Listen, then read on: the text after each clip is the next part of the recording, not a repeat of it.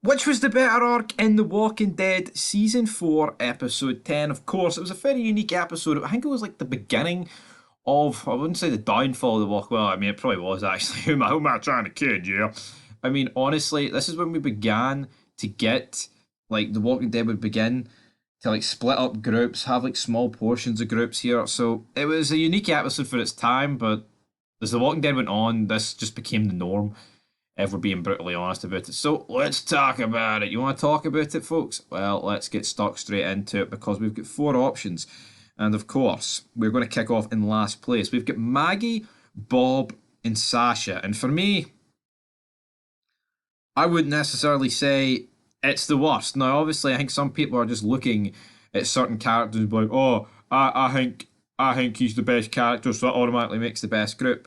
That's not really how it works, but here, I'm not going to try and defend Maggie, Bob, and Sasha. It was kind of pathetic what they did. They just went to a bus, killed a bunch of walkers trying to find Glenn, and that was pretty much it. There's not really an awful lot more, but at least what they did, like, there was a purpose to what they did, right? There was an actual purpose. Now, if we look at other groups in a wee minute, we'll quickly discover that there wasn't really much of a purpose all to that either. So let's look at it, folks. We have got in third place, we've got Tyrese, Judith, Mika, and Lizzie, and of course Carol, but I guess Carol doesn't really appear to the end of it. She's not really a part of the group, but I just feel sorry for Tyrese because at this point he's just looking after three kids, two kids that are like 10 and then a baby.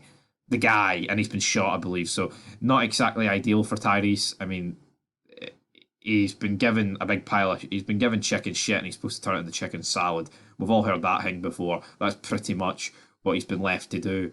And seriously, like, what can the guy genuinely do? He can't do fuck all with it. I mean, what can he honestly do with these characters? Nothing. That's the answer. Then in second place, we've got Glenn and Tara. For me, the best one, just due to the simple fact is, like, we see Glenn wake up, we see his reaction to Herschel's death. We also get the introduction of Glenn, Abraham, and co. I mean, I'm not going to sit here and say to you guys that here this was the greatest thing since sliced bread, but at the same time, it was good seeing, like, characters being introduced and all that shit as well. And also, I just think the dialogue between these two was the best. Then in first place, we've got Daryl and Beth, and for me, this was actually the worst arc of the three. It's literally just these three running. No, these two running, not doing anything. Like, honestly, there's nothing to write home about here with Daryl and Beth. They do nothing. They absolutely did nada. Silch, good night. Nothing, man.